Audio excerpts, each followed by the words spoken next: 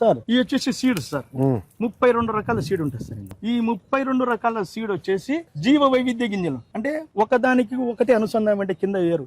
ఇప్పుడు మనం మొత్తము ఈ క్రాప్ వేసామనుకోండి, వీటికి అన్నిటికీ ఒకటే ఫుడ్ కావాలి. ఫుడ్ లేక రెండు ఫైట్ చేస్తాయి. ఇది మనం ఇచ్చామనుకోండి, ఫుడ్ బైబర్కేషన్ చేస్తాయి.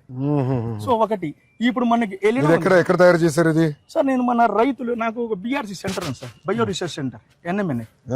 నేను అందరికి ఇన్పుట్స్ ఇస్తాంట సార్ రైతులకు. దాదాపు నాకు నేర్పిస్తున్నారు, ట్రైనింగ్ కూడా ఇస్తాను. నాకు అక్కడ ట్రైనింగ్ సెంటర్ ఉందండి.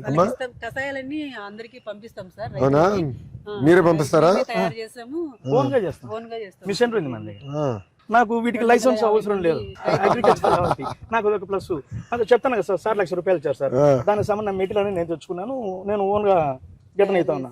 సో నాకు ఒక శాలరీ లాగా వస్తుంది ప్రజెంట్. సార్ ఆవులు సార్, నాటావు ఉన్నాయి సార్.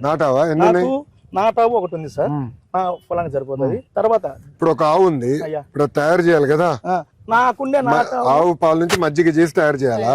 మనకి టోటల్ ఎన్ని ఎకరాలు వేసావు ఇప్పుడు వ్యవసాయం? మనకి 17 ఎకరాలు. 17 ఎకరాలు. 17 ఎకరాలకి ఎన్ని ఆవులు కావాలి ఇది చేయాలంటే?